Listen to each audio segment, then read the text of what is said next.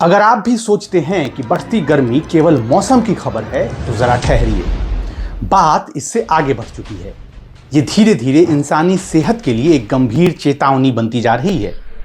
पिछले कुछ वर्षों में दुनिया भर में बढ़ती हीट वेव और रिकॉर्ड तोड़ तापमान ने वैज्ञानिकों को यह सोचने पर मजबूर कर दिया है कि क्या जलवायु परिवर्तन केवल पर्यावरण को ही नहीं बल्कि इंसान के शरीर की उम्र बढ़ने की प्रक्रिया को भी प्रभावित कर रहा है।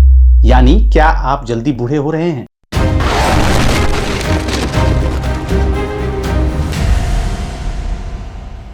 नमस्कार, मैं विनीत हाजिर हूं हमारी धरती और पर्यावरण की सेहत की बात करते शो बोले धरा के एक और अंक के साथ। आमतौर पर हम उम्र को कैलेंडर के हिसाब से मापते हैं, लेकिन मेडिकल साइंस में एक और महत्वपूर्ण अवधारणा है जिसे बायोलॉजिकल एज कहा जाता है।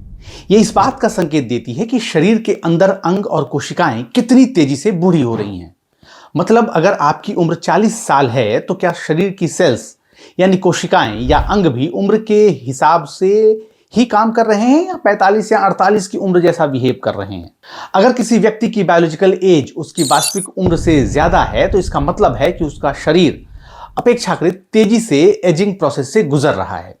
हाल में आई कुछ रिसर्च इस दिशा में संकेत दे रही हैं कि एक्सट्रीम हीट का लगातार सामना करना शरीर की बायोलॉजिकल एज को बढ़ा सकता है, जिससे बीमारियों का खतरा और लाइफ एक्सपेक्टेंसी पर असर पड़ सकता है।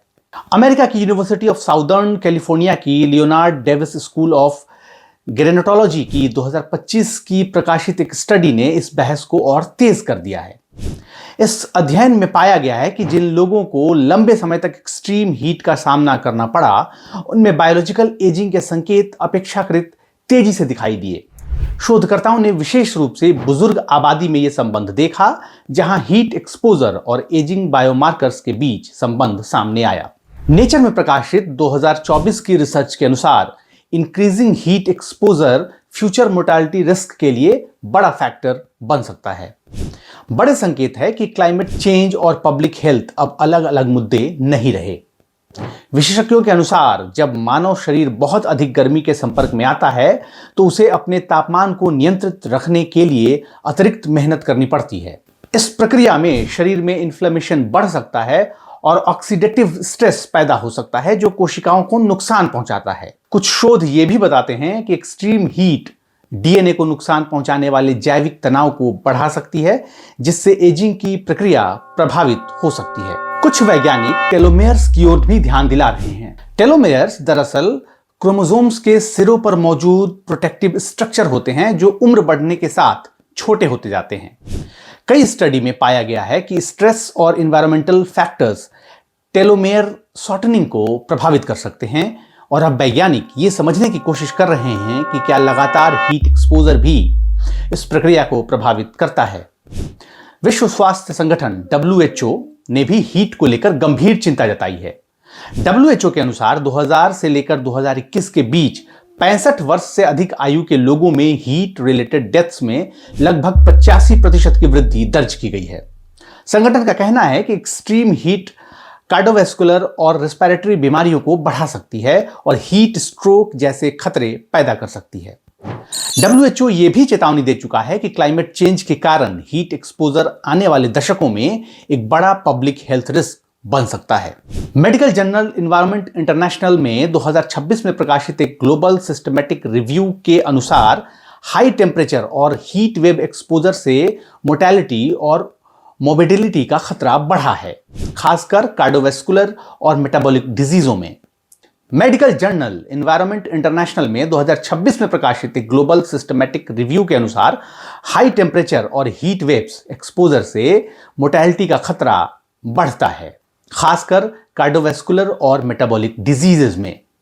जब शरीर लगातार गर्म वातावरण में रहता है तो उसे डिहाइड्रेशन, ब्लड प्रेशर फ्लक्चुएशन और मेटाबॉलिक स्ट्रेस जैसी समस्याओं का सामना करना पड़ सकता है।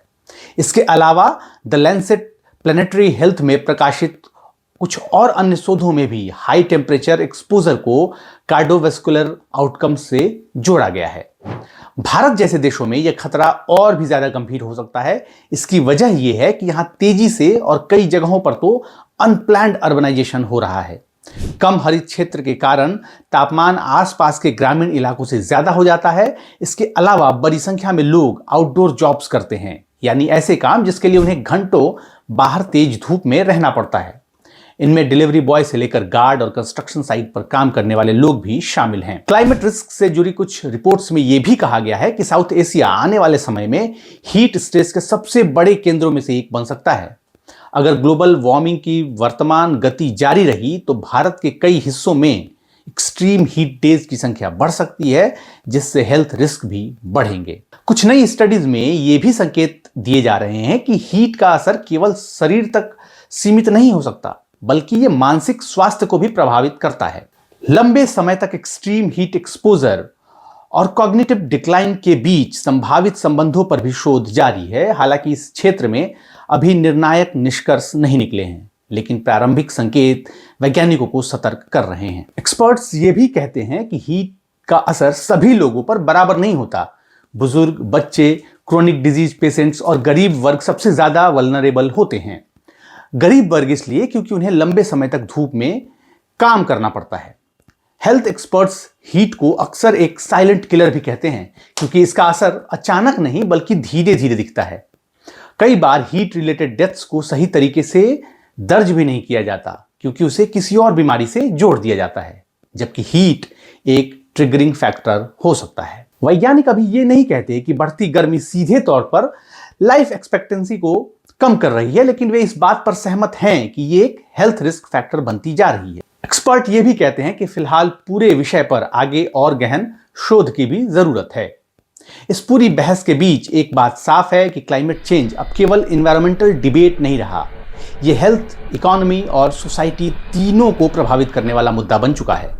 अगर ग्लोबल टेम्परेचर राइज को नियंत्रित नहीं किया गया तो भविष्य में हीट स्ट्रेस 21वीं सदी की सबसे बड़ी हेल्थ चैलेंजेज में से एक बन सकता है। आज के वीडियो में इतना ही। जानकारी कैसी लगी कमेंट करके बता सकते हैं। वीडियो अच्छा लगा हो तो इसे लाइक और शेयर करना नहीं भूलिएगा।